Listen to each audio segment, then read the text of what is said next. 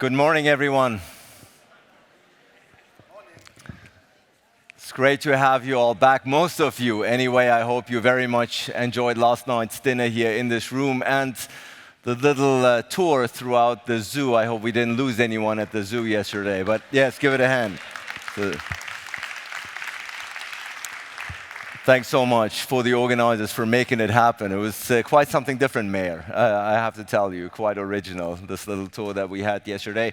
Now it's back to business, and at the very beginning, unfortunately, as lighthearted as last night was, today we're going to start with a rather heavy subject matter, a serious subject matter that is, of course, on everyone's mind, namely European values and the future of European democracy. I think we all know that EU values such as democracy, equality, and the rule of law are increasingly questioned in certain parts of Europe, are increasingly questioned by certain national governments. And the question we want to ask during this session is, how can cities promote and defend European values both within and across national borders? For that, I'm delighted to welcome some people here up on stage. Of course, as always, these seats want to be filled. First up, he's the mayor of Ghent. Please welcome Matthias De Clercq.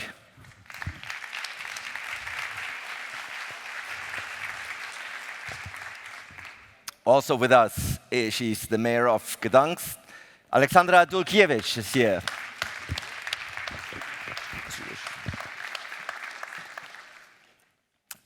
Next up, he's wonderful to have you. Please, right here. He's the mayor of Cluj-Napoca. Emil Bock is with us, ladies and gentlemen.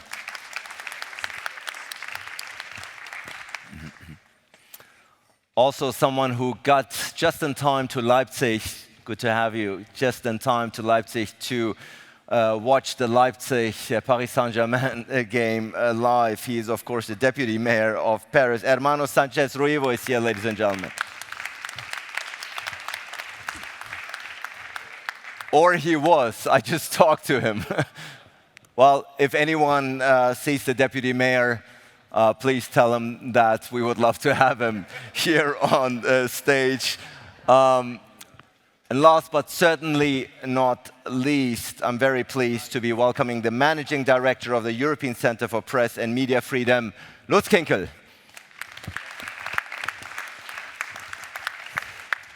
And of course, this session, please come up, Lutz. Good to see you again. It's Lutz Kinkel is actually based in Leipzig, so it's a pretty short commute for you this morning. Lovely to have you with us. This session is actually going to start with some opening remarks, and for that we are delighted to be joined via online via screen by the Vice President of the European Commission, Dubravka. Šuica is with us. If we can have her up here on screen so everybody can see her right here. Good morning. I hope, Vice President, you heard that applause. That one was for you, coming live from Leipzig. Delighted to have you with us. Before you engage in a conversation with these distinguished mayors and individuals here up on stage, of course, we first want to hear from you. The virtual floor is yours.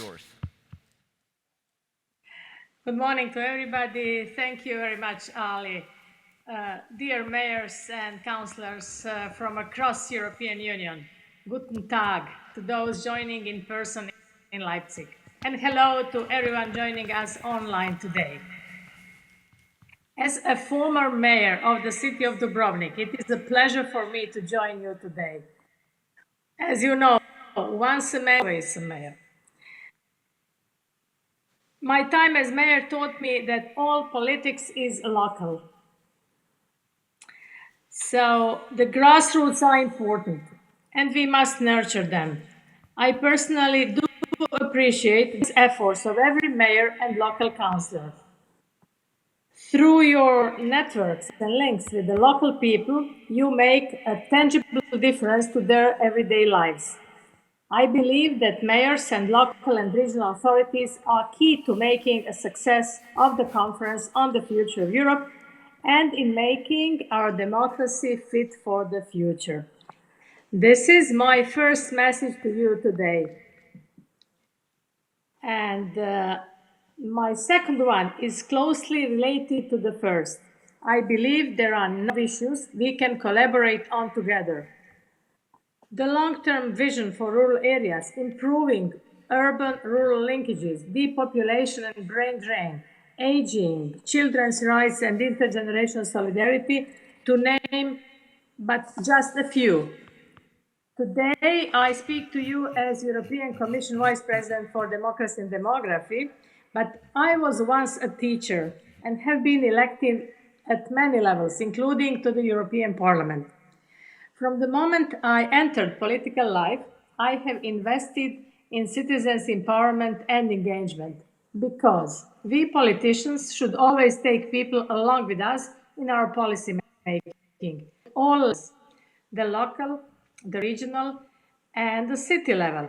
I never thought that one day I would be in the European Parliament's hemicycle surrounded not by politicians, but by citizens actively contributing to the future of the European Union they want to live in and work in. This is part of the process of the Conference of the Future of Europe, on the Future of Europe, in which I encourage your engagement and your support. I'm firmly convinced that bringing citizens into the heart of policymaking in the Union strengthens our representative democracy. And I recently attended the second plenary session of the conference in Strasbourg. 108 ambassadors did on an equal footing with their elected representatives at European, national, regional, and local level. Citizens were joined by members of the European Commission, representatives of civil society, and also by social partners. Discussions focused on contributions from the European citizens panels, national panels and events, the European Youth Event, and the second interim report from the Multilingual Digital Platform. You know, the conference Multilingual Digital Platform has collected over 9,000 ideas. The 4 European citizens have had their first sessions, bringing together around 800 citizens from across the Union. The second round of these panels start online today. This transnational multilingual exercise in deliberative democracy is innovative and unequal in terms of scale. It is not just a listening exercise. It started with a clear commitment of the presidents of 3 European institutions, European Parliament, the Council and Commission, to follow up on these deliberations. In my own reflections on the future, I would hope that historians may look at European democracy from a pre- and post-conference perspective. But we must do more. This is where cities and mayors have a crucial role to play in organizing events and reporting back to the platform. Cities are a hive of all sorts of activities: economic activity, knowledge generation, innovation, citizen and community engagement. Citizens engage many actors to find solutions to the challenges of the 21st century. And cities are vibrant places for citizens to deliberate on their future. And I encourage you, mayors and councillors, to promote the platform of the conference and organize events. Your voice is crucial, I think, fit for the future. And you know, the title of my portfolio is Democracy and Demography. So democracy and demography interact with each other. Therefore, I want to discuss our work on demography with you too. People talk about the digital and green transitions that the European Union is currently going through.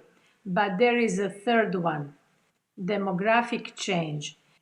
It is so significant that this European Commission is the first to dedicate a portfolio to demography. As cities face demographic challenges that can impact their socio-economic growth and quality of life, I hope you will collaborate with us. Building on the Commission's report on the impact of demographic change of last year, I refer to our work on aging, rural areas, depopulation, brain drain, long-term care, and children rights.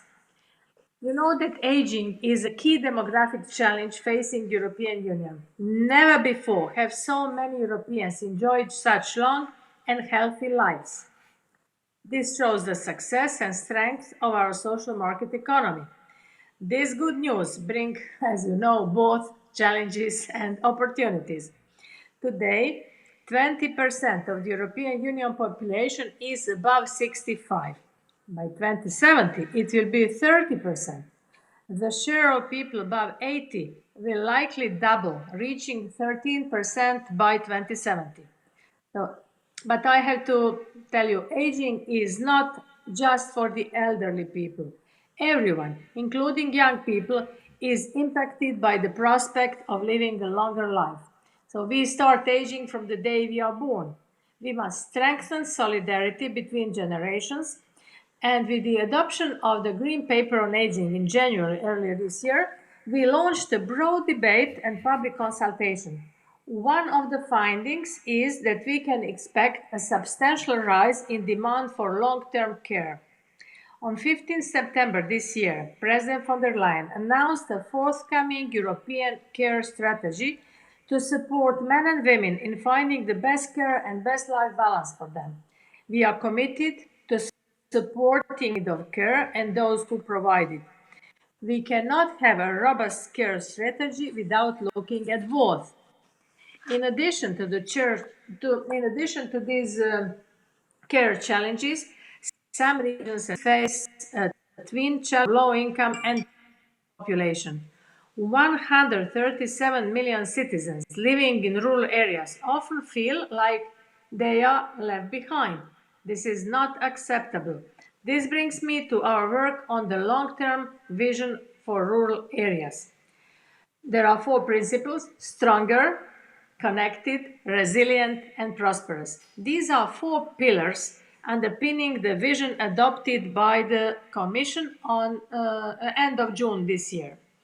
This vision was conceived in partnership with rural areas. We have presented the Rural Pact and Rural Action, Rural Pact and Rural Action Plan in order to connect Europe's rural areas. The action plan of the vision contains tangible flagship projects relevant for both rural areas and cities. To be clear, cities and rural areas are not in competition with each other. Urban-rural linkages are vital. Both can work together for the health and well-being of rural areas and cities they surround. My role is also to facilitate the exchange of best practices between different areas that are facing similar challenges of population decline, and to look at ways to support those most affected by brain drain. This is an initiative we are working on for next year. We plan to look into the different drivers of population decline and its long-term consequences. We have devised an atlas of demography, and you can find it online, that will help us identify regions and cities most acutely affected by demographic trends. The atlas provides robust demographic data and knowledge at the granular level. Cities can certainly benefit from this tool, and as I said, you can find it online. And because we must balance our policy making for everyone across the entire life cycle, making sure we leave no one behind, we also work on children's rights. In March this year, we published the EU Comprehensive Strategy on the Rights of the Child and created the European Child Guarantee to protect children's rights and children in need. And to conclude, dear mayors, dear ladies and gentlemen, dear colleagues, mayors and city leaders are vital partners to my portfolio and indeed to the work of the College of Commissioners. Today's event, The Power of Cities Transforming Society, is timely. The mayor of Leipzig Also, the other day, Mr. Jung states that you have set an agenda for the decade ahead. I hope that we can pursue collaboration that truly delivers for our citizens, making our democracy fit for the future and preparing our cities and societies for the demographic challenges that lie ahead. Thank you very much for listening, and I'm here to reply to your possible questions.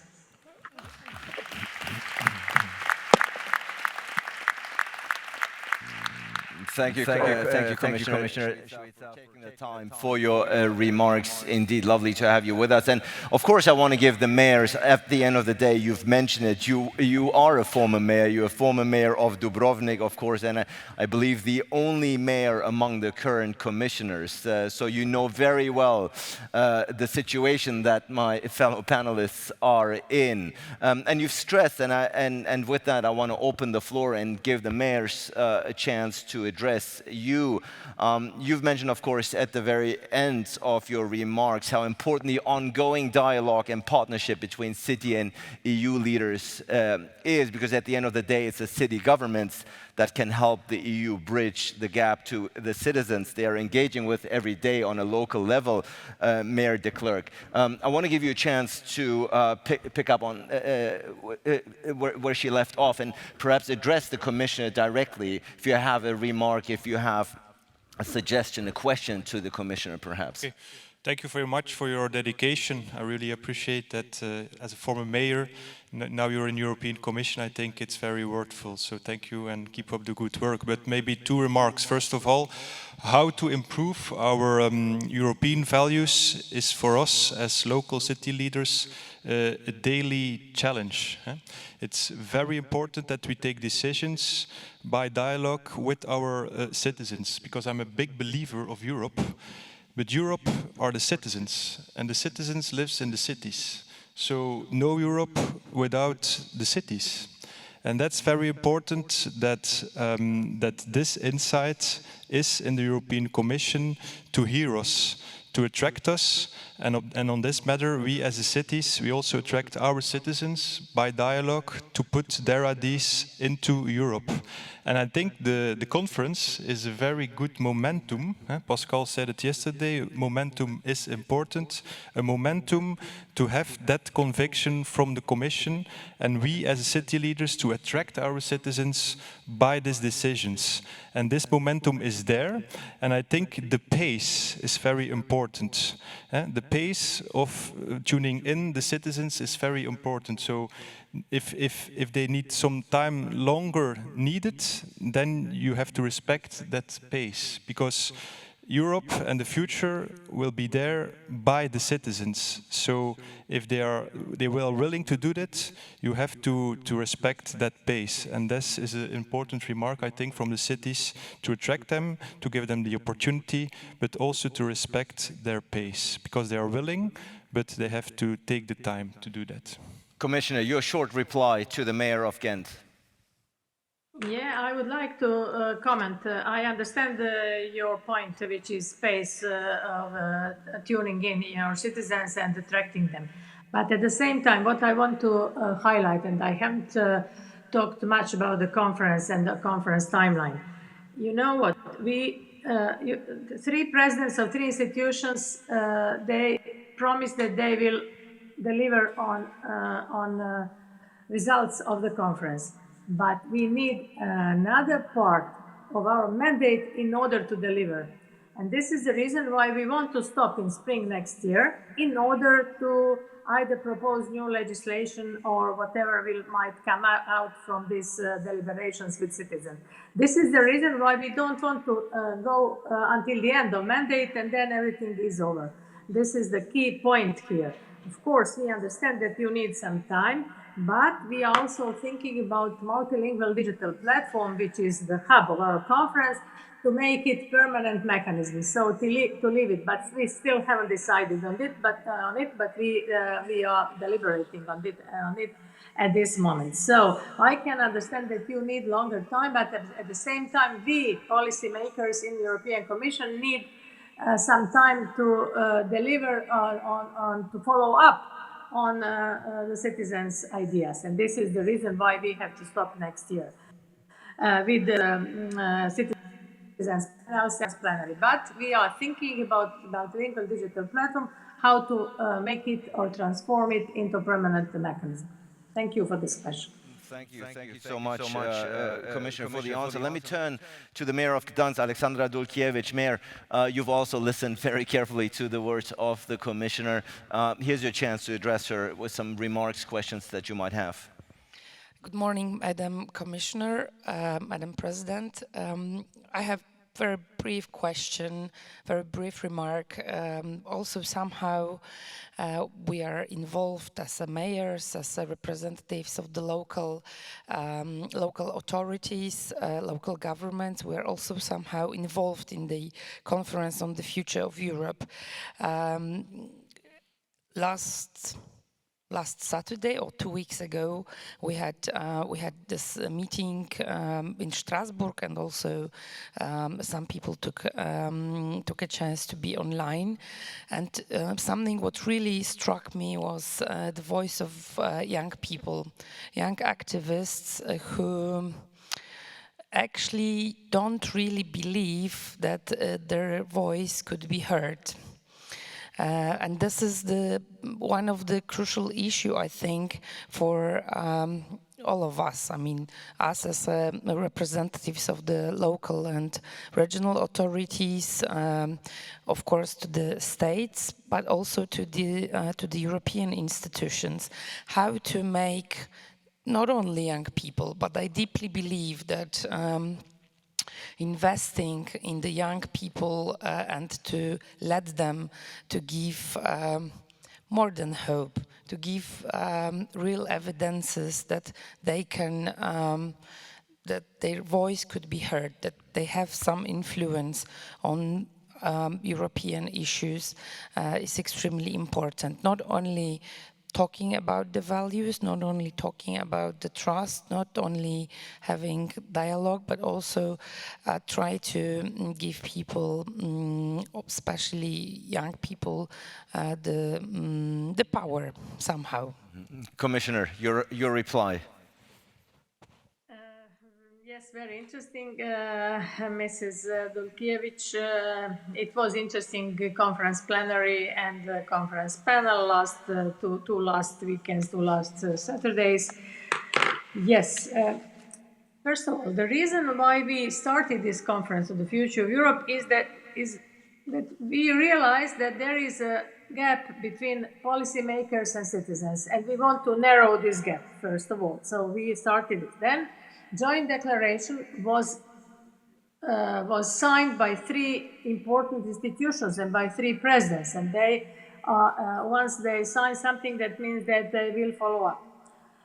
One of the preconditions for organizing the conference is that 1/3 of young people are participants, which means when we say young people, that means for us from 16 years till 25, because we are talking about the future, about their future. We don't want to talk and create their future without them. So we usually take how to talk about them without them. So they are in, and I can understand that people can be skeptical. But since we, as I said in the previous reply, we are determined to follow up on these ideas. So we will not organize this only debate for debate's sake, but we want to hear their voices and to implement them, their voices in our policies. So we are, thank you for this remark. This is very important. And at this moment, we cannot draw any conclusion because we don't know what the final result will be. There is still enough time till March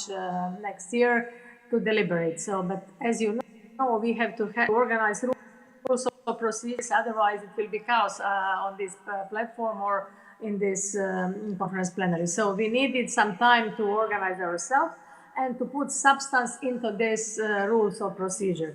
I think that this time the voices, I'm determined, of course, and I believe, not only I think, that I do believe that the voices of young people will be included into final outcome results. Thank you so much, Commissioner. The answer, I think, it's still a work in progress, I understand. But we have with us the mayor of Cluj now, Emil Boc, whom I also, of course, want to give the floor and the opportunity to address the Commission while we have her. Thank you so much. Dear Commissioner, first of all, congratulations for all your work concerning the Conference on the Future of Europe.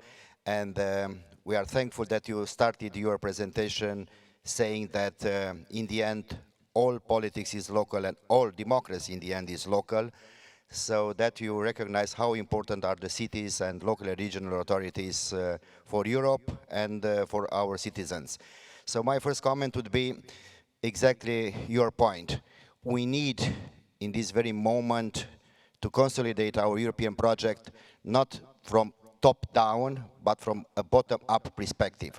That means the role of cities and the role of our citizens in order to have a stronger voice in Europe, because it's the closest level to our citizens, the local authorities, and we need to improve the way we communicate with our citizens. It's not the same thing, a communication through the people and a communication with the people. So now we need a more communication with our European citizens, with our citizens in our countries. Because, for example, being from former Eastern Europe, communist Eastern Europe, we choose Europe because we choose freedom, as Portuguese chose in 74, Spanish in 78, we in 89, after that Latvia and other Baltic states after the collapse of Soviet Union. So we choose freedom. But of course Europe it's a continent of peace, but we cannot define the peace just the miss of war or the absence of the war. We should define peace also as a set of values, a state of mind with the core values which we are sharing together. So it's important to keep our values throughout Europe. The second comment is concerning what you mentioned about brain drain. You used this fantastic word, and it's affecting many countries. So I am a true believer that the freedom of movement is a religion in the European Union. We cannot discuss the freedom of movement, but the idea is how can we turn brain drain to brain gain to brain circulation. I think we can do that. And my view, and here I want to know what is your opinion about how can we assure that nobody in Europe, no one is forced to leave his own city, his own country due to the economical reason. So that's, I think, it's the key. One of the answers, of course, is the cohesion policy of the European Union. So I strongly support that the cohesion spirit should not be just a cohesion policy, should be embedded in all EU policies in order to have a stronger Europe, because the cohesion policy is the glue which is keeping Europe together, but we need the cohesion spirit to be in all European policies. The third comment you mentioned about rural areas, and we are agree with the Commissioner. We are agree with you. Cities and rural areas are not in competition. I do agree with you, because the rural areas are accelerating the green transition. The cities can benefit of the investments in the rural areas, and in the same time, we can create these innovative ecosystems together with the rural areas in order to have better resources, more money, because we can directly and indirectly benefit from the investments in the rural area. My question is that the action plan and the rural pact, is it going to be financed in this financial exercise 2021-2027 or just after 28? Because I think it's needed to be invested as soon as possible, not to wait after the 2028. And I close with a phrase of Jean Monnet during the founding fathers of the European Union, and he said once, mieux vaut se disputer autour d'une table que sur une chambre de bataille. Better work around a table than a battlefield. So I think doesn't matter how difficult is Europe, I think Europe is our solution, not the cause of our problems. So from that perspective, I strongly support your vision about the Conference on the Future of Europe. Right. Thank you. Thank you. Commissioner, quite a bit to unpack here. Your replies.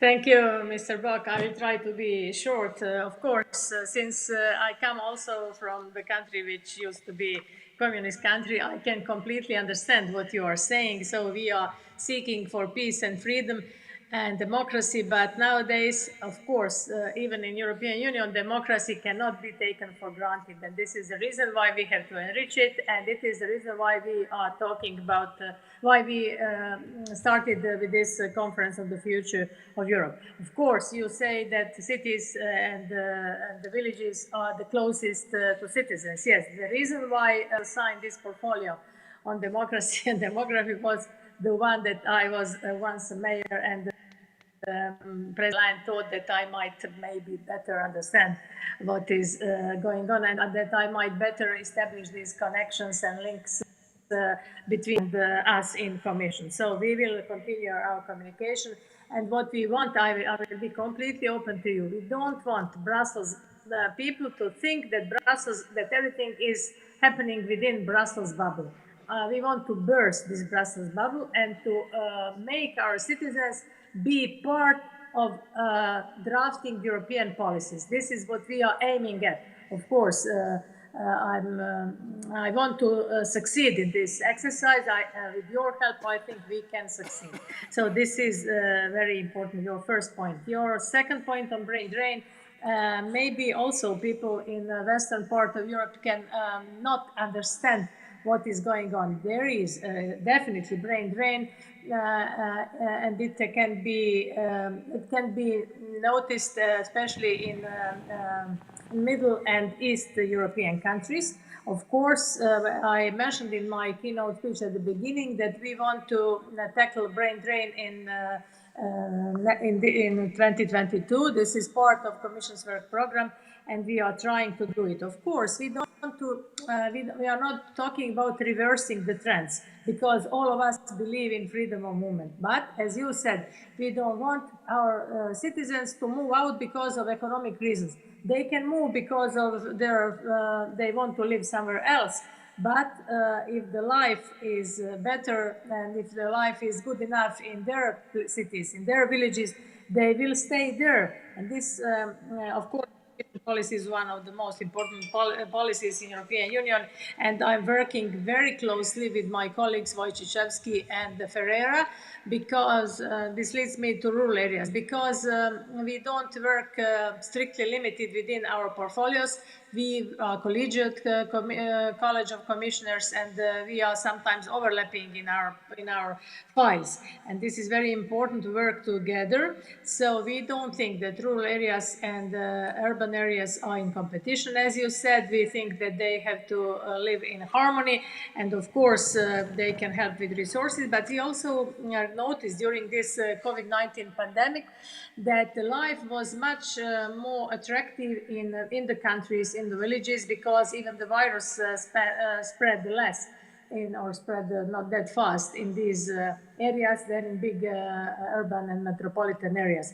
And the air is better, the quality of life is better, but they need services there. So we have to invest in services. When I say services, I don't mean only sewage system, waterways and transport, but above all, I'm talking about installing broadband internet in each and every village, because then we can rely on creating new jobs also in rural areas. So rural areas do not mean only agriculture, but we think beyond agriculture, and we want to make life there better. So broadband internet is the most important infrastructure there, more important than water nowadays. So I understand what you are saying. I completely agree. I'm completely in agreement with you. But of course, you have to know that some of these issues are within the competence of member states, not within the competence of the European Commission. But we want to help from the level of European Commission. And as I said, the most important, at this moment, the most important activity is this Conference on the Future of Europe, because the more you engage there, the better the results will be. And this is my plea once again, to support us and to bring more citizens in this deliberative exercise. Thank you very much, Mr. Bok. Thank you so much, Commissioner. We very much value and appreciate your time, being very mindful that, of course, your agenda is quite restricted. But we have two final interventions here. Very much appreciate them for you to address them as well. Up next is the Deputy Mayor of Paris, Hermano Sanchez-Ruivo, whom, of course, I want to give a chance to address the Commission while we have her with us online. Merci. Merci, dear Commissioner. First, my congratulations, because you are surely among the few former mayors that did not forget their past, and as it happens sometimes with former mayors that became ministers or even members of the parliament. It is important because, as we all said, cities are the heart of all the things that happen. They are strongholds for democratic values, we know that. I always like to remember what the Four of Visegrad did with the Pact of the Free Cities, just in order to remember how important our actions are when their government are not acting the proper way. I could also talk about the cities as strong sources of actions to renew democracy. We all defend this participating budget. We all have in our cities these councils of neighbors that are so important and much more important than before. So we know that there's a lot of things happening in our cities. We do realize when there are crises that we are on the front line. That's why when, as a delegate now in this plenary for the Conference of the Future of Europe, I do realize how important it is for our habitants to participate in this renew also of the European institutions. It was a fight for us cities to be part of this plenary, and thank you to President Nardella and to our dear Annalisa Boni and strong capacity of negotiation, because cities are not always part of the reflection. But we are part of the solution, always part of the solution. So this participation of the cities is so important that my only question at that time is, how can you afford us to participate in this renewing of the European institutions? How can we vote, how can our inhabitants vote for the parliament and not vote for the government of Europe? Second thing, how can we have more funding to do all these actions with the citizens, making the citizens much more participating? In Paris, we are working to have all these younger people voting on the local elections when they are above 16 years old, because it's time for them to be not the future but already the present. So how can we have much more funding to do all this work? And strongly, and as you said also, we know that there is no opposition between the urban realities and the rural realities, but still we have to work with them much more, and maybe the cities can be the first to do so. So maybe those were the two questions for me. Thank you so much, Deputy Mayor. Commissioner, you're up. Thank you, Deputy Mayor, Mr. Sanchez-Ruivo. Your words are very interesting. So, of course, you fought for the cities to be members of this plenary. You know that Committee of Regions, the Committee of Regions has had at the beginning 18 members plus 12 from different local communities. So there are 30 people in this conference plenary who represent local and regional authorities in this plenary. So this is also, I think, always, it's not enough, but since you can't have a plenary of 1,000 people. So you are there, and I think your voice will be heard. Of course, how to participate in the renewal of European institutions, it depends what will citizens deliberate in the end. As I said, I cannot preempt what will happen. Regarding the funding, of course, there are different fundings and different European funds which at this moment can be used, but it is not always well known, and sometimes local and regional authorities are not acquainted enough with the possibilities which already exist. Regarding this, as I said that we will end during next spring, which means it will be French presidency. I have as you know, part of our executive board is your State Secretary Clement Beaune. So he is a very important personality there, and I hope that you have good connections, because part of the ideas of the future of Europe is also taken over from French the Grand Débat, it was the name. So this is something similar to it. So I hope that you have also good relations, and you can also deliberate on this with your central authorities, which is at this moment Clement Beaune. Regarding citizens voting for parliament and not for governments, of course we are talking about a new European electoral law. I'm not sure that this will happen for the next European elections in 2024. For this, my colleague Vera Jourova is in charge, but I'm not sure that we will be able to implement transnational lists and voting for, we will see what will happen with this Spitzenkandidat concept, which wasn't always very successful, but we will try our best. So deliberations are also on these topics. So there are 10 topics on multilingual digital platform. One is European democracy.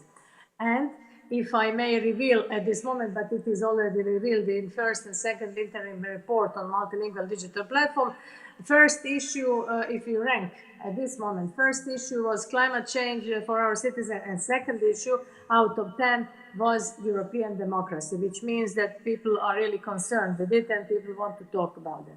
So I'm sure that with your engagement in your city halls, town halls, this can also be better tackled than it is at this moment. Of course, we cannot, as I said, preempt anything, because we are just at the start of all these deliberations. We will see. It is better that more citizens who are independent, who are not in governments, engage in this exercise. Otherwise, we will have again people who usually engage with us. We want to hear from all people, from all citizens, not only those who usually engage with us. So those also who don't believe in European project, we want to hear from them, to listen what are their ideas for their, what is the reason why they are influenced with populistic ideas sometimes. So everything is on the table. As Mark said, that it's better to talk at the table than in the battlefield. I owe one answer to me. He asked me about Rural Pact and about financing. Of course, it is within the new multi-annual financial framework, financing of Rural Pact, and it is also within the National Recovery and Resilience Plan. So each and every recovery and resilience plan contains something which can be connected with rural areas. Sorry, I was a little bit long, but it's not easy to answer the questions. No. Thank you, Commissioner. And before we let you go, we of course have one final intervention. We have with us Lutz Kinkel, who's the Managing Director of the European Center for Press and Media Freedom, very valuable, very important institutions, of course. in trying to and helping to preserve European values and the future of European democracy. Lutz, you're up. Thank you very much. I can keep it brief. From our perspective, I have a special role here. My main job is to preserve press and media freedom. I'm not a mayor, I'm not in the administration.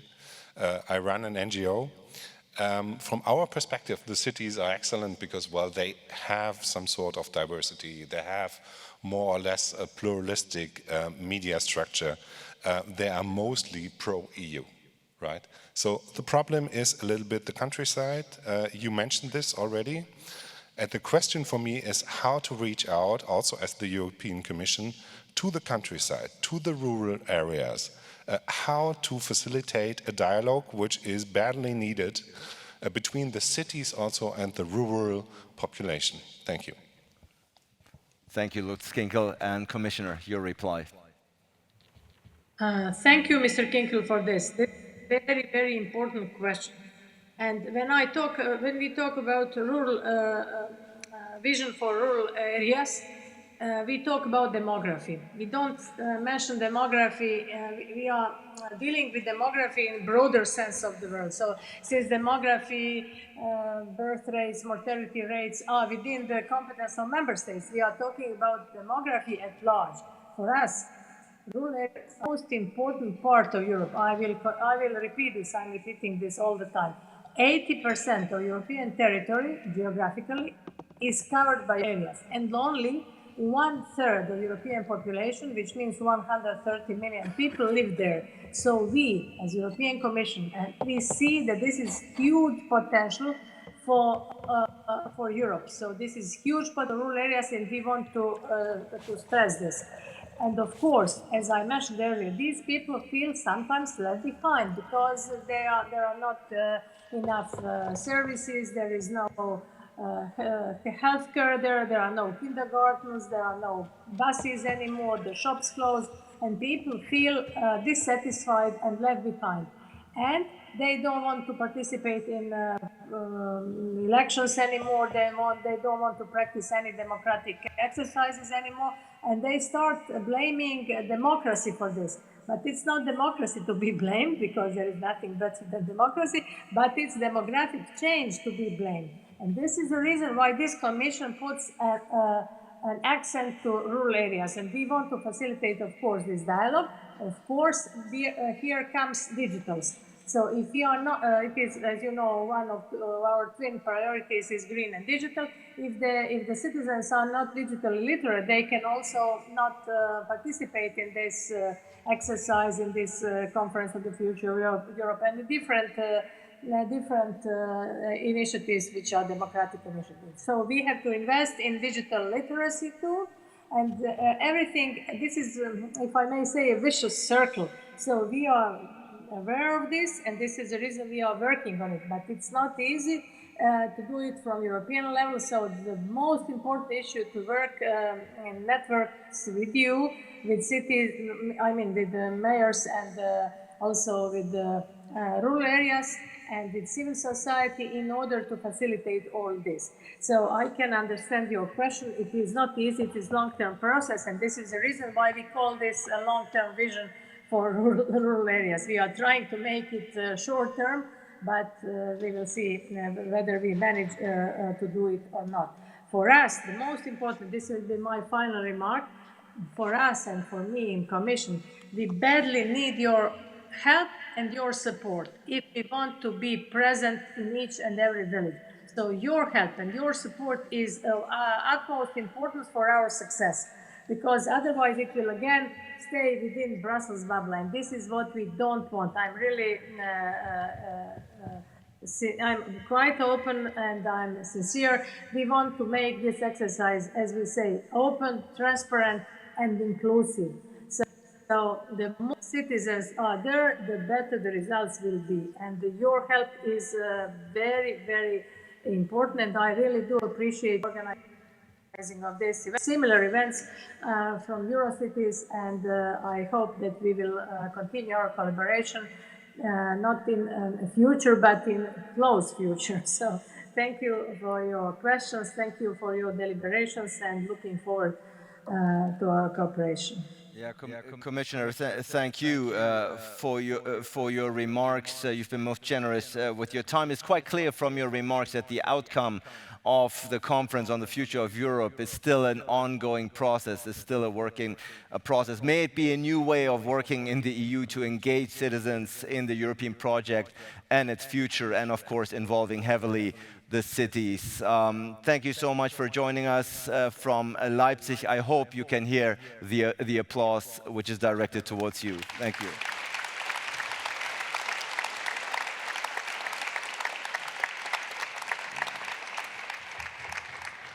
Thank you so much. Thank you very much. Have a great day. Mayor De Clercq, at the end of the day, everything that the Commissioner has talked about, all your interventions, all your questions, the topic that is on hand is, of course, the preservation of European values and the future of European democracy. What role can the cities play in, well, in essence, promoting and defending these European values, and at the end of the day, also both within, national borders, but also across national borders? Of course, national governments are setting the tone, but what can you as a mayor do within your city, amongst your citizens, to make sure that these values are promoted and defended? Yeah, we do a lot, I think. The cities are the motor of Europe, because the enemy is the new nationalism, the new populism. And I think in the cities there are the believers of Europe. So Europe has to engage them. And we as city leaders, we engage our citizens. For example, we have living streets in Ghent. No longer cars, just to give the space back to the people. More than 50 streets in Ghent are living streets. They have to have more than 60% to do that. So it's democracy on the street level. It's very interesting to do. So then you engage them. They have to talk with each other. They have to say, did you think about that? Ah, no, it's maybe a problem. So you make a street democracy, and that's a complex thing. So it's important to engage them. Secondly, for the European elections a few years ago, we did with Eurocities panels in our city about social Europe, about green Europe, and a lot of more than 1,000 people came to discuss about the future of Europe, and they are believers, and when you engage them, they have a lot of opinions to give. So also very important for the city of Ghent is to engage them in the budget of the city of Ghent. We as a city of Ghent, we made clear 6.25 million euros, and they can decide what they want to do on a neighborhood level with the money. Sometimes it's about sport accommodation, cultural accommodation, more green in the streets. And that's also very good, but because then the citizens also realize that democracy is not a gift, it's a daily task to stand up for and to talk with each other, to respect each other with another view, with another meaning, with other insight. And these are very 3 concrete measures we took as a city of Ghent to engage them, to make them part of the democratic decision process. And that's what I think also Europe has to do.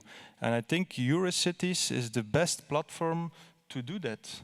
Because we really have a big task. The enemies are strong. So we need strong cities in a strong Europe. And without the citizens of the cities, no strong Europe. So it begins with the cities, to engage them, the citizens, and then go to European level. And that's the future. And the values also inside of Europe are at risk, are at stake. What you see in Poland, in Hungary, we really have to stand up for these values. And it begins in our streets, in our neighborhoods, to engage them. And then I think Europe has a magnificent future.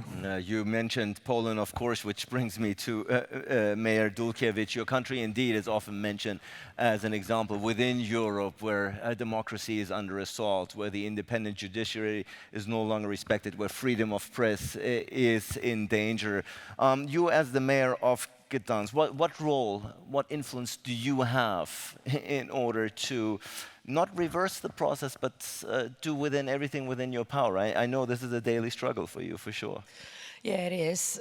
Thank you very much for this question, but I also would like to say thank you to all of you, my fellow colleagues, mayors, who are asking those questions and are asking what we can do to help you. Well, not only me personally, not only citizens of Gdansk, but this deep concern about situation in Poland coming from you, from the local level, is extremely important.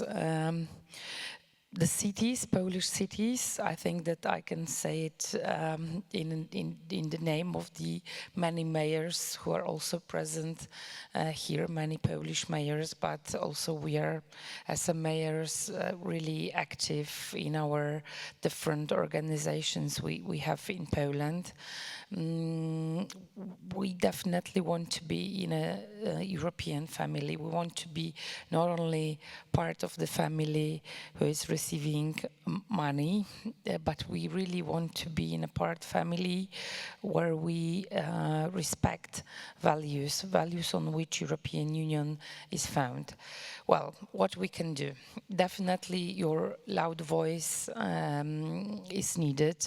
Your loud voice also towards your governments is needed, and clear message coming from the European institutions. Yes, we want to have Poland in Europe, but Poland must respect values, and there cannot be any step back. This is sometimes could be really difficult situation, especially that we have changes all over Europe. We have election in France and so on and so on. We had just election in Germany, and the situation also within European Union is changing. Well, coming back to the local level. I deeply believe in a power of education. Education, not only of young people who I mentioned during my question and intervention after this ongoing remarks from Commissioner. I deeply believe that we should be very open for education and showing what are the consequences of not treating democracy seriously, of not treating the values seriously. Actually, this is something quite difficult to me to say, but some of the also European politicians are keep on saying, well, you just have to win the election in Poland. So Polish people had chosen the government who is doing this, what is doing. Yes, but as you mentioned, we really have serious situation regarding media. And also you can see those conclusions in the reports of different organizations that we really don't have many independent media, and those independent are also under the threat. We don't have a judiciary system, in a sense, the one accepting the result of the voting, and so on and so on.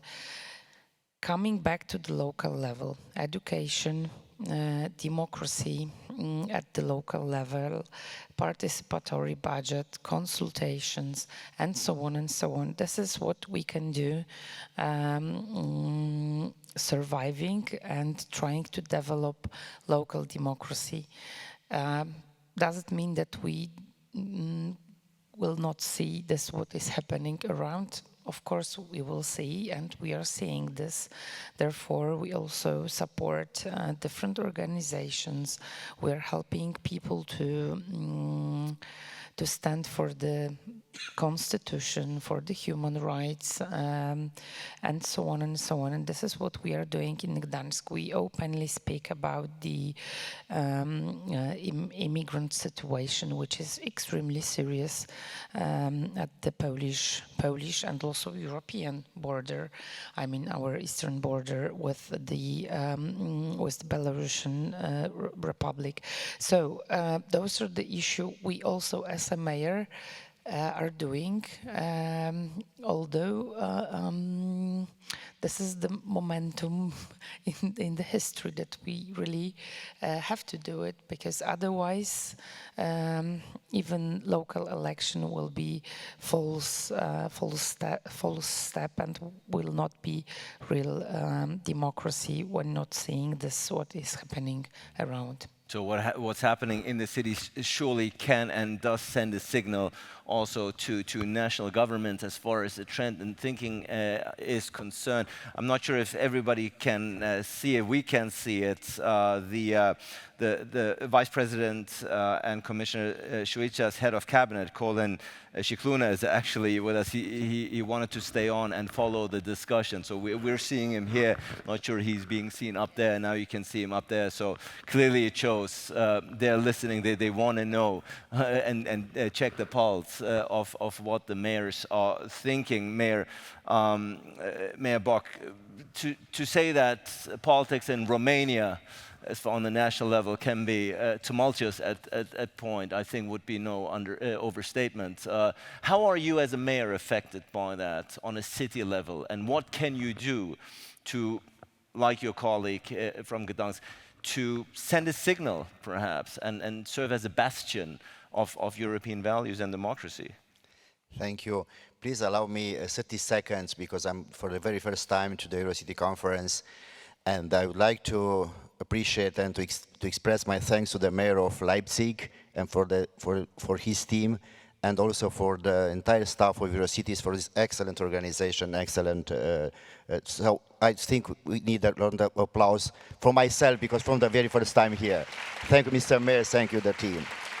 You succeed to make us feel like home. We were a little bit afraid last night that the lions or the tigers would be hungry, but they was okay and we succeeded. But excellent. Going back to your question.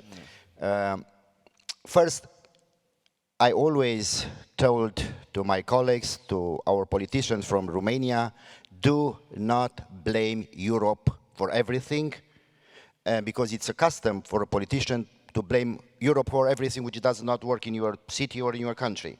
First, do your job, and after that, talk about Europe. Because always try to say, you know, I will try to do that, but Europe do not allow me. You know that the Green Deal or the other policies are not my willingness, but I have to do that because Europe. No, you have to take responsibility, because European Green Deal and what other policies concerning reduction of emissions or all others are in favor of the quality of life of our people. We have to understand that they are for the people, for the quality of life in terms of health, transport, and so on. So that's very first impact. It's to be aware of your role and to express the support of Europe for everything we are doing. So in my city, because we benefit a lot from the European cohesion funds, we have a sign on each project saying, look, this project is with the European money, with the support of European citizens in order to improve the quality of life in public transport, electric buses, parks, and so on. The second idea is always talking about our triple identity. I am proud to be a Transylvanian because I'm from Transylvania, Romania. I'm a Romanian, I'm a European. So talking about this triple identity means that we have to work together, I always say in eco, not ego system approach. So working together, it's important. And I saw a proposal on the European Conference for the Future of Europe about a new discipline in schools about our European identity. Might be something to think about in the future, to have our kids learning from the very basic education activities about our triple identity in the end. the next point would be, what would be our next European dream? Because we had our founders about peace, prosperity, freedom. We do not take all of them for granted. But now the main concern in Europe is not about a war or these kind of activities. It's more about what we expect from the future. So I do not have the courage to dream about the United States of Europe. Maybe it's too early to think about that. But to hope about more integration of our Europe in order to have a functional Europe for our problems. What we need in this very moment is a functional Europe, and we should not be afraid of crisis. Crisis is part of democracy. But the way we solve the crisis is more important, according with the interest of the citizens, and they should not be left behind out of discussion. And I will close saying that in Romania, we do not have, fortunately so far, an anti-European movement, an anti-European party. We have a party in the parliament, but it's around 10, 11%, which is with some accent of anti-Europeans. We do have still in the society a strong pro-European, but we have to work every day to keep this pro-European way, and should not be taken for granted, because that we have to keep the attractiveness of the European model. For the entire history, the Europe was attractive for the entire world. Why should not be attractive for us? We are part of the Europe and should work every day to keep the enthusiasm for Europe. European Union is not a project to be enthusiastic for a day, even for a generation. It's for many generations. How can we keep the enthusiasm for many generations for Europe? I think that's one of the questions about it. Thank you.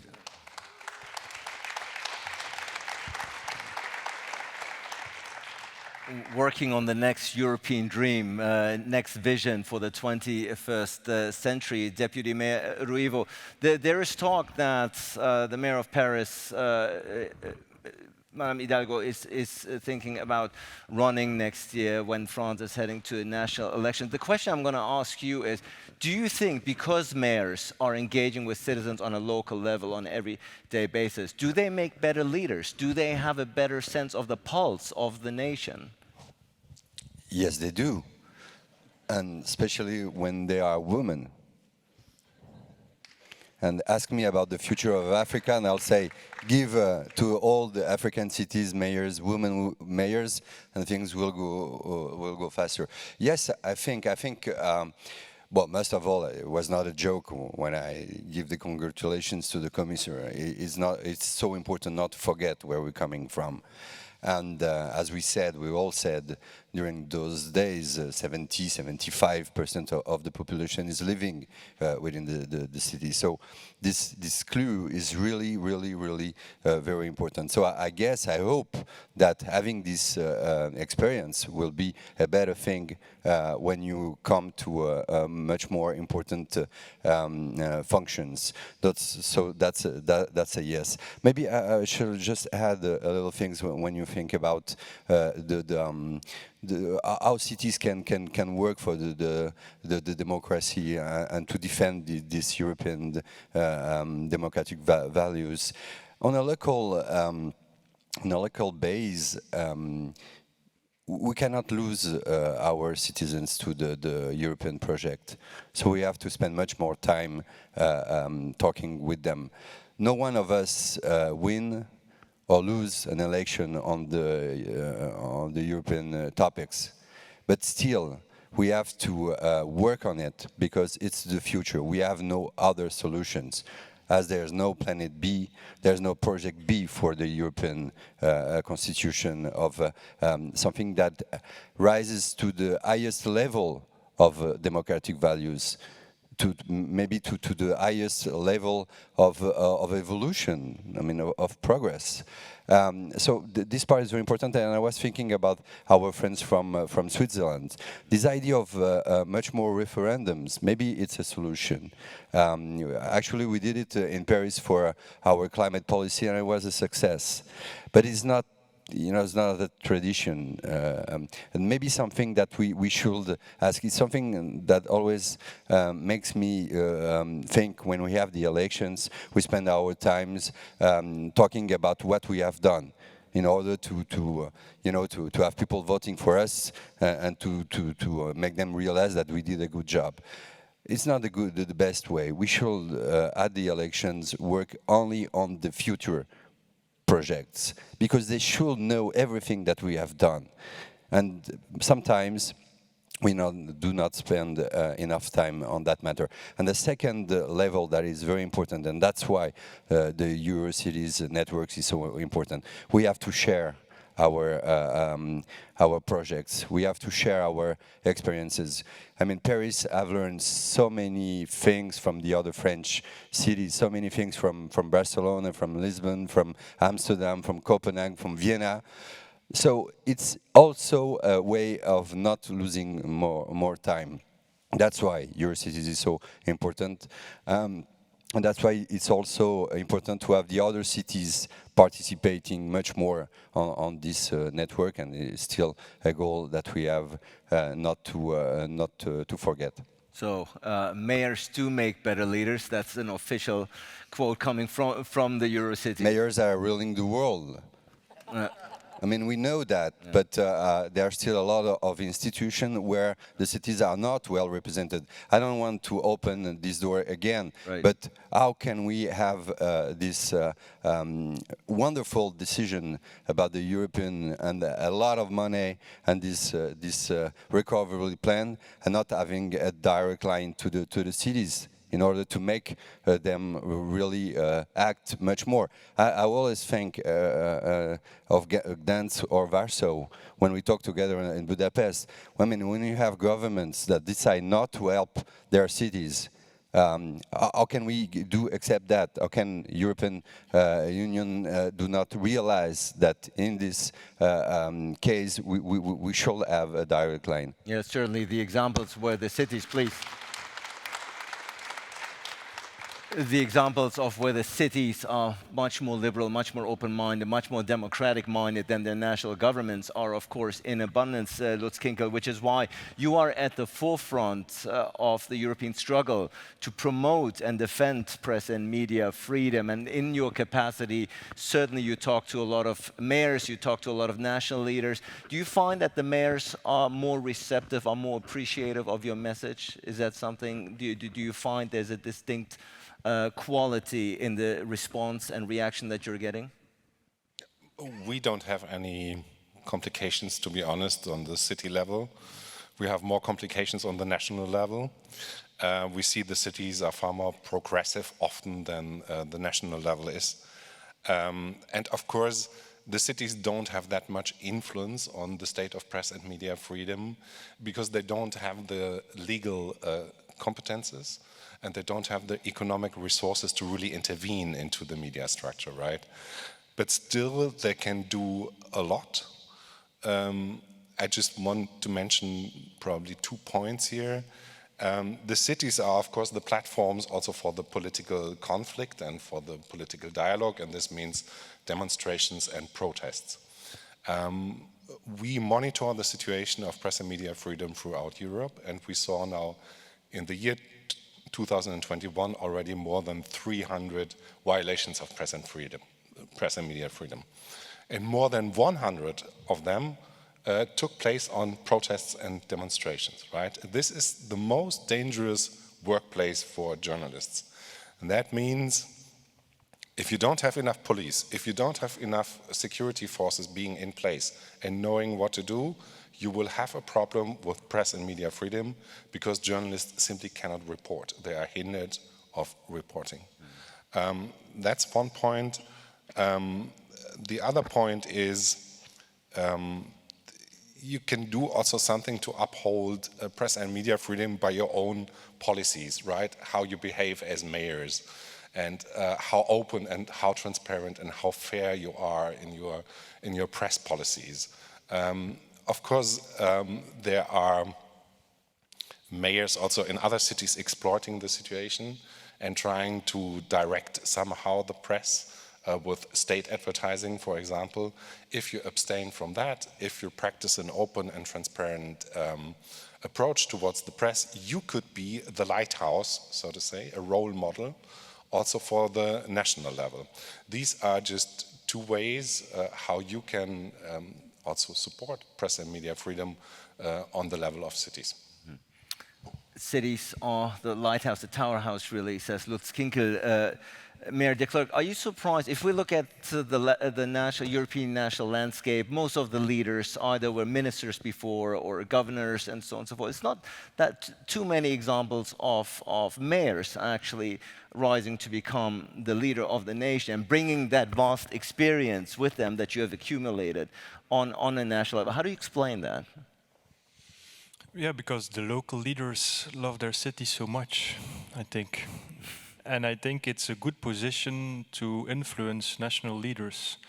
In my country, Belgium, we have a Flemish government, we have a Belgian government, and we have good direct links to Flemish and national government. So I think in our country, it's okay also on the field of democracy and press and freedom of press.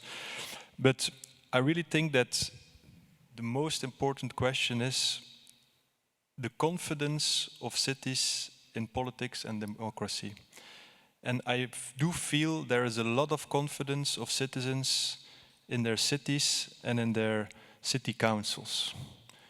And that's, I think, the big lesson we have to take, because it's in the cities we will beat the new nationalism and the new populism. And that Europe and national governments has to see. And if national governments, for example, Poland, and what Aleksandra is doing in her city is magnificent. She's struggling with it, but she's going for it. And we have to help her, because a friend in need is a friend indeed. And we have to stand up with all city leaders to condemn the Polish national government, for example. And if we do that more, the Polish government cannot say, we are not hearing you. And I think we must do more with more conviction. And I think if Europe wants to beat it also, they have to embrace the cities. And I think the time is there that, for example, Eurocities and our president has a seat on the table. That's so important. I'm a big believer of Europe. My grandfather was also a commissioner of Europe. If he told that in the streets of Ghent, in 1944, the 6th September, the Polish and the Canadian army liberated Ghent, I saw him crying. And it's that feeling that we have to make clear to our children, that we have to fight for it, and not figuratively, but in need also literally, of course. And that idea, what the mayor is saying of Europe, that we have to plant in the hearts of our citizens. And if this feeling is there, we are unbeatable. But it starts in our streets, in our neighborhoods, in the cities. And then I think it's indeed interesting that local leaders are stepping up, for example in Paris, to the national government with that attitude, with that conviction, and that's the way to go. And then no nationalists, no populists will win again, I think. And that's our main issue and challenge.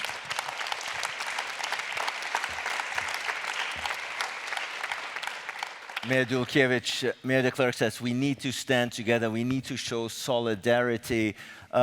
Is that something that you're feeling, not just at gatherings like these? Do you feel the solidarity? Do you feel the support from your fellow yes, of colleague course. mayors? Yeah. Yes, of course. What can they do other than issuing their verbal support, realistically? Quite often I have to say that to me, a girl from the city where Solidarity movement was born and where change actually began, change of the modern Europe and falling wall in Berlin and the end of the vision of Europe. Actually, we deeply believe that began with the courage of the shipyard workers in Gdansk in August 1980. And then quite often when that sort of gathering, or I take the floor in the Committee of Regions or a Committee of European Municipalities and Regions and so on and so on. This is more often that people from Belgium, France, different countries, Sweden, are saying we need solidarity in Europe. And nowadays Poland is the country who is not showing solidarity in Europe. And this is actually true. This is on the national level. But we still have to remember that Polish people are still for European Union. A vast majority, I don't know, 80–85% is aware of the advantages of being a member of the European Union. But if we have strong propaganda, actually this is something what happened yesterday. Former deputy minister, member of the Polish parliament, he said it publicly in media that possible possible year for the referendum of Polexit is 2027. So this is actually something what is already somewhere around, also in public debate. Of course, in an official way, officials will say, no, this is not true. And I do hope that this is not true. But the Polish attitude to the situation in Europe is showing something else, unfortunately.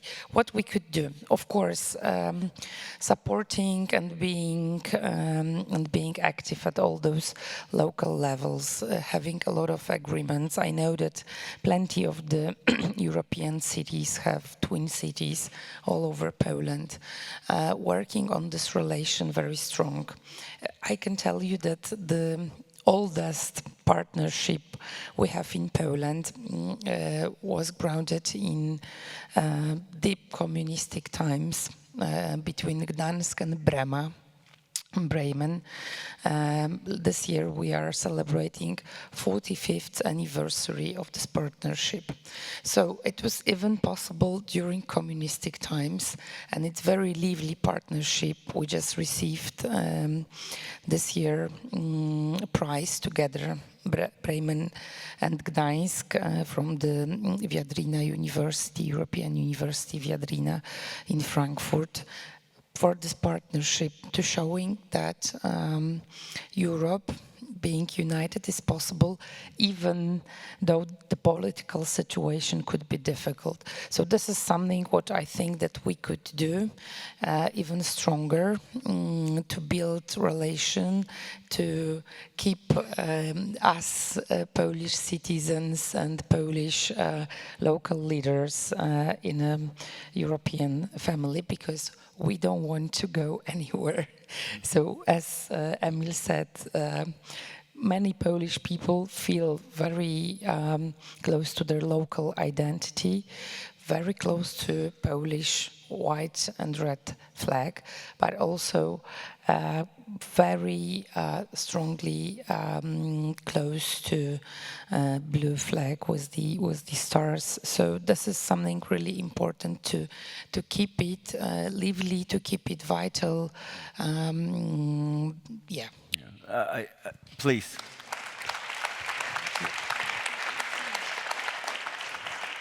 Very much echoing what your colleague from Ghent was saying, we got to keep the fights alive, because at the end of the day, and I think there's no sugarcoating here, Mayor Bock, there are forces within Europe, outside, who do want to see populism succeed. They do want to see the undermining process of the EU and democratic values and institutions to succeed.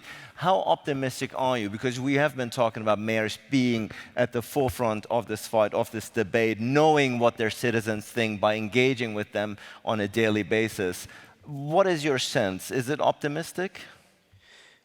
I'm by nature an optimistic person, so I do believe in the future of Europe and the future of democracy. Do you have reason for concern? That's right. That's another issue. I have reason for concern, but I have to emphasize what Mayor De Clercq, Mayor of Ghent, fantastic, said here, how important is the role of mayors in Europe in order to preserve Europe, democracy, and our future.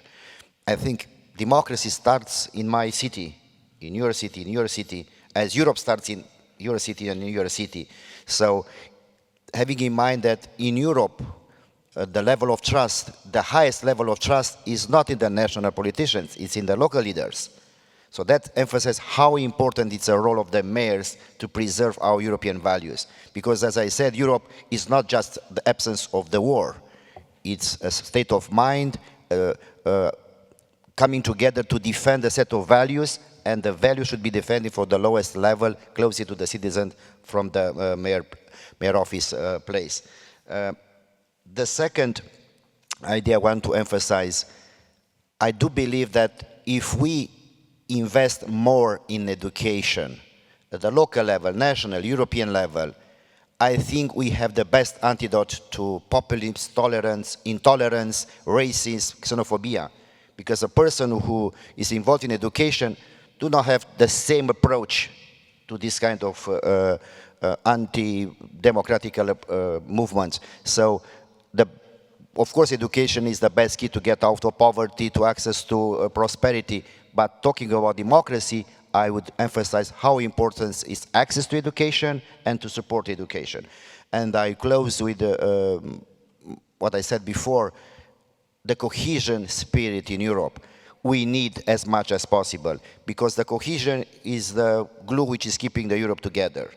If we emphasize the cohesion principle and to be embedded in all local policies and discourses, our Europe is stronger from the local level to the highest level. Thank you. Deputy Mayor Ruivo, would it be too much of an overstatement to say that we in Europe are at a critical juncture? Would that be dramatizing the situation, or do you think that would be befitting of the situation that we're in right now? As far as values and, of course, the belief and defense of democracy is concerned? Well, we have to accept that we are living very difficult days. But that's the point. We know, and we have to look forward and to make the good decisions. It's always easy to do a sentence like that, but maybe we have now the capacity to understand that the European project is like a baby and is now reaching a very important point. It has to be protected, and we have to realize also that for him to grow, we have to make sure that the rules are respected. It's always a pity, it's always very sad when we heard about some countries. We talk about Hungary, we talk about Poland, but not only them, actually.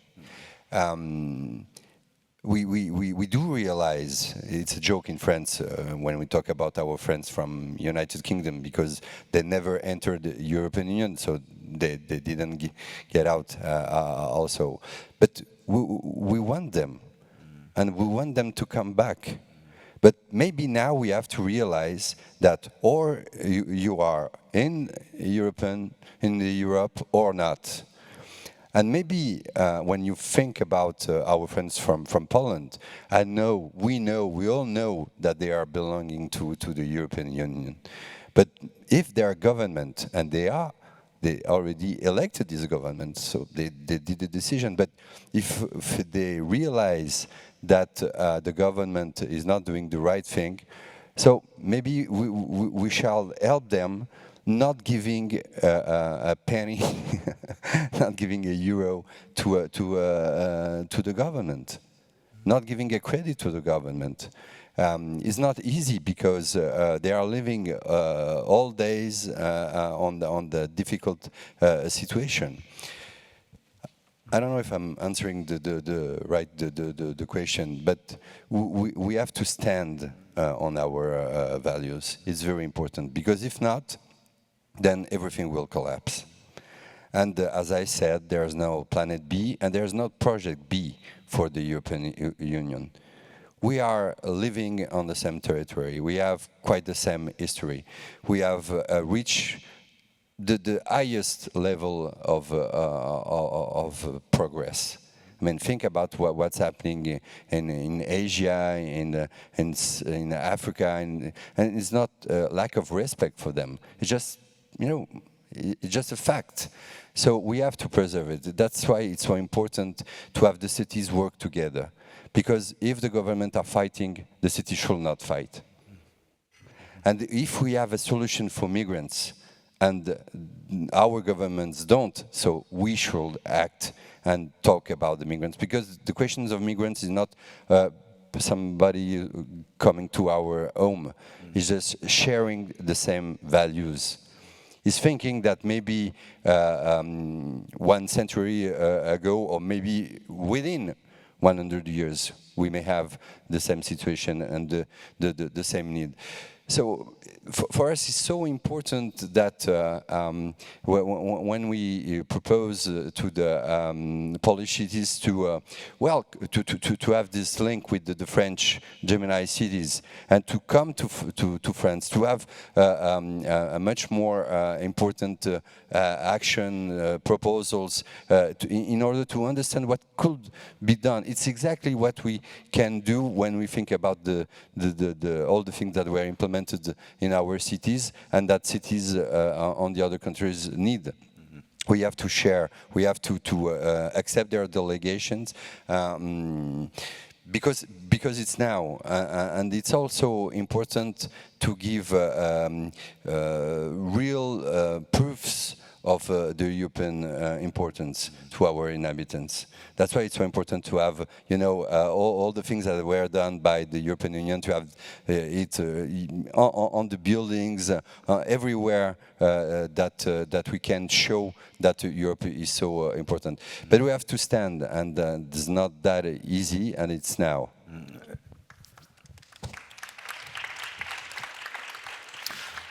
The time is now. We talked yesterday abundantly about the risks of climate change and how we need to act now. I think this very same goes for values and democratic institutions. That's a fight we cannot afford to overlook by any means. We're nearing the end of this very interesting, insightful panel. Lutz Kinkel, you are surrounded by 4 mayors here. This is a good opportunity for you not to dispense advice, but perhaps do you have a message to the mayors? Do you have a wish? Do you have perhaps some words you would like to impart? And what can they do to help an NGO like yourself, for instance? Where is room for improvement? Yes, I already mentioned 2 aspects. We would be happy if you can guarantee the journalistic work on the ground during demonstrations and protests. We would be happy if you yourself have an approach that is open and transparent and fair to the press. And probably if I have another wish, a third wish, of course, join the ICORN network. You are in Gdansk already. This is about hosting human rights defenders under threat. We here in Leipzig, we have a journalist in residence program for journalists under threat throughout Europe. We had fellows from Bulgaria, we had fellows from Malta, we had fellows from Slovenia and other countries. This is supported also by the city of Leipzig. And this is a way also to show solidarity and also to participate in the expertise that these people have, the human rights defenders and the journalists, right? Because they can tell a lot about their home countries and how things are going there. So this is also a mean to facilitate dialogue. So if I had a wish, then please join the ICOM network. Thanks. Well noted, I'm sure, by everyone, not just here on stage, but off stage as well. We've been having throughout this session the head of cabinet of Vice President Šuica with us, Colin Cicluna. Thank you so much for staying on. It shows that clearly you want to know, you want to hear what the mayors have to say about the future of Europe and our European values. I would be remiss to close this panel without hearing from you as well. What are some of the main takeaways that you heard here on this panel? Some remarks that struck a chord with you. Well, first of all, thank you very much for having me, for giving me the opportunity to follow this very stimulating discussion.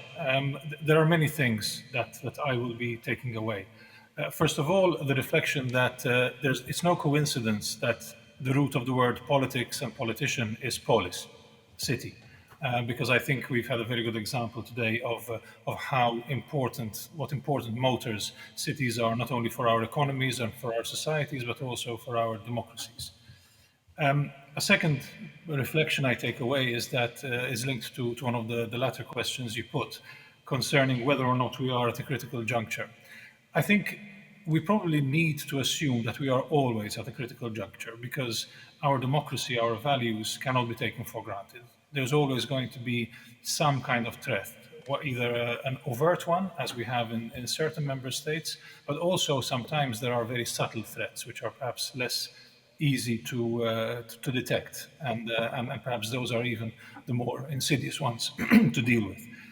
But I also take away, perhaps on the positive side, the fact that one of the objectives we have through the Conference on the Future of Europe and through the development of some of the ideas we're pursuing in the European Commission is the fact that we need to strengthen our European identity, and the fact that cities can be our partners in this objective is something that's very encouraging.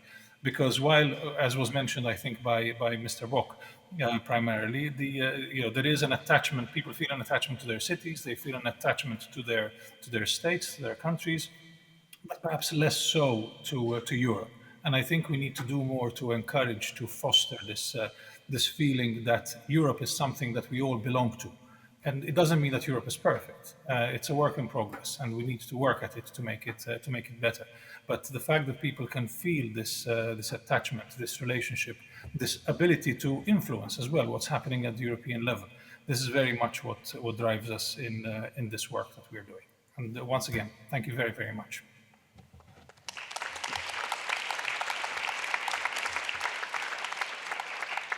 Thank you, Colin Šiklina, the head of cabinet of Commissioner Šuica, for staying on and for your final remarks. Indeed, European values and the future of European democracy, that is an ongoing struggle, one that you're all in on a daily basis, some perhaps more than others, but I think it's become abundantly clear throughout this conversation that your concerns are their concerns. There is no detachment at the end of the day from what is happening in the cities. We're all in this together. Eurocities, I think, is a perfect platform in order to illustrate that we're all in this together indeed. Matthias De Clercq, Aleksandra Dulkiewicz, Lutz Kinkel, Emil Bock, and Hermano Sanchez Ruivo. Thank you so much for your input. This is your applause. Yeah.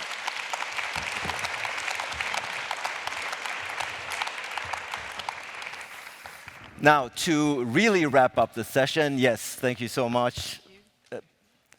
To really wrap up the session, we talked a lot about, yes, don't forget anything, because this is the last time we're actually using the stage here today, before we all head to the Eurocities General Assembly. We heard a lot about Poland, of course, and for good reason. And so to wrap up this session, it's my delight to welcome on stage now for some final remarks the former Polish ambassador to the EU. Delighted to have him with us. Please join me in welcoming Marek, Prawda.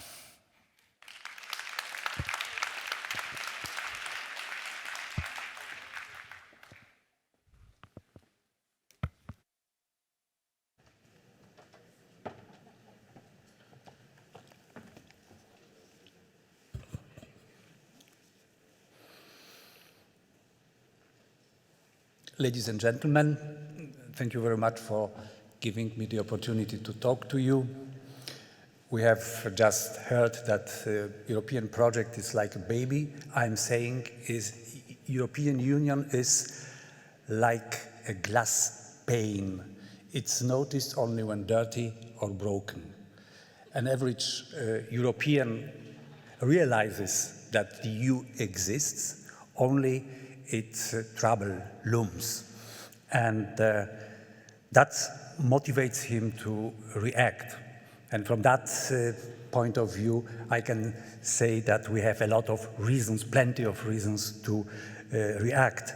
One of them being EU values that are massively questioned. That's one of highlights of this stimulating debate. Let me make very short remarks on what we have just heard. On the conference on the future of Europe, there have always been two strains of this debate. One is the institutional debate, and the second one is the engaging citizens.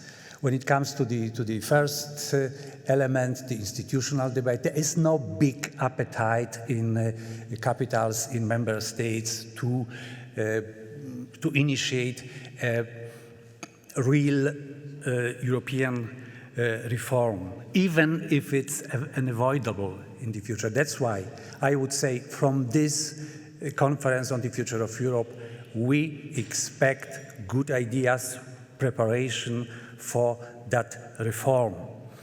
But the second goal is to engage with citizens, to strengthen the link between people and the institutions, as Madam Commissioner has said, to communicate about what Europe is doing. But I think it's a good opportunity to get answer if this deliberative exercise can be useful, whether the participative democracy could help us in the integration process. My second point about the unity. Europe has always been about bridging the ditches between the rich and the poor. However, this Europe is changing, but so the convergence remains important. But what matters most now is a thorough overhaul of the economic model. To benefit from the European integration now means to be able to combine my own modernization plan with the logic of this change. Preference would be given to projects linked to the change. So I think it's for us important to learn that closer cooperation is not an ideological concept. It's a matter of survival. Those who are now happy about the big money to come, they don't always realize that they joined the union of closer cooperation. We are talking about the future, and that's something which we should take into consideration. Just, I mean, the issuance of long-term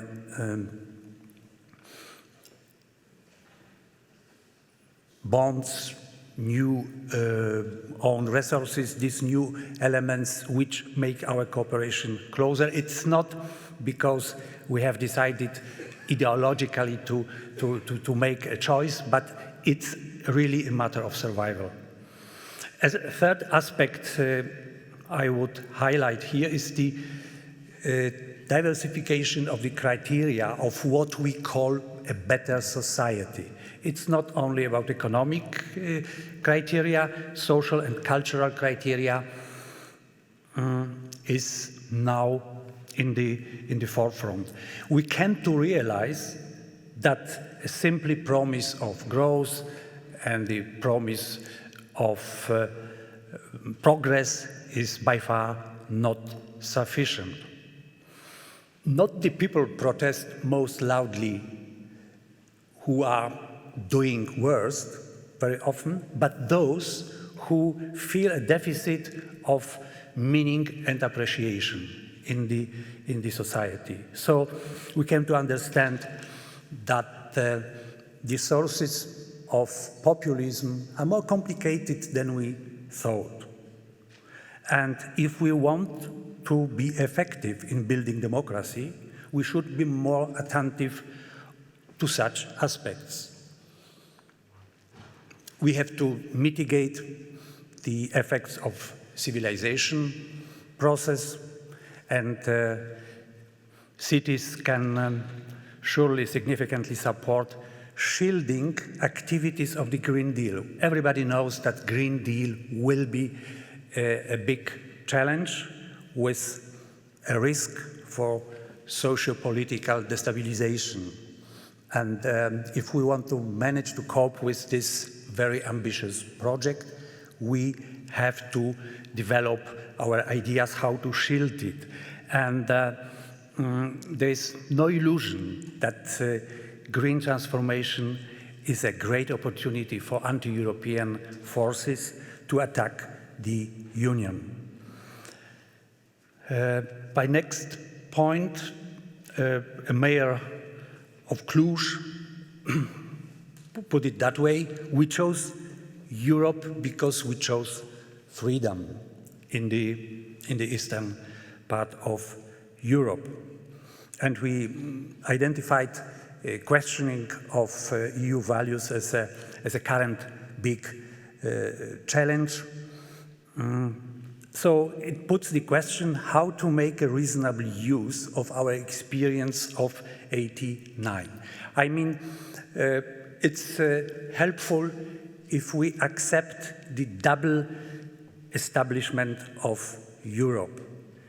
The experience of the Second World War is one thing, but the experience of '89, of the breakthrough of '89, is also an event which involves Europe finding values. So better understanding of both factors could make us stronger, perhaps more resilient, and able to cope with current crises.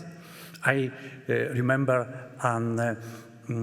examples which are from Gdansk or from Leipzig, the Lichtfest, the light festivity in Leipzig is a way to develop new projects, new ideas, taking from this historic experience, which is our common asset. And the current mayor of Gdansk dedicates every year the celebration of the founding of Solidarność to those groups who are currently under pressure. Last year, it was an event devoted to protesters in Belarus and also LGBT groups in Poland. It was a moving moment to see the shipyard worker from then and now the current people from Danzig, from Gdańsk, speaking for those who need our helping hands. That's also something what Mayor De Clercq was promoting, using the past for fresh inspirations. And today we also identify freedom or define our freedom in a different way. It's limiting omnipotence of digital giants, perhaps respecting the principles of competition, protecting the rights of minorities. I mean, we have an opportunity in cities with the pronounced history of '89 to use it for our new topics, and that way to refresh the European debate. Yes, on this last vividly discussed issue on values and certain confusion in Europe. The member states, the governments in Europe are a bit confused how to react to what's going on in Poland or in Hungary, and they are sometimes in two minds about reactions and the way of reacting. I have two remarks on this. If we make concessions to those who are acting in bad faith, we just become hostages of their delusions. And so they will only test our consent to the extremes. And this tendency in member states, the tendency among governments to restrict itself to official contacts, for example, in the case of Poland, to official contacts with the Polish government, is a meeting with a Poland which is not open and not focused on deepening the integration. So, leaving self-government, cities, civil society on the sidelines means that we lose important part of the pro-European potential in bilateral relations and also in European relations. So it's quite evident that the pro-European energy in Poland lies largely in them. That's why I think European cities take a particular responsibility because they can tell us an optimistic story in a pessimistic time. So we wish you good luck with all our heart, because we want to survive as a lively community. Thank you very much.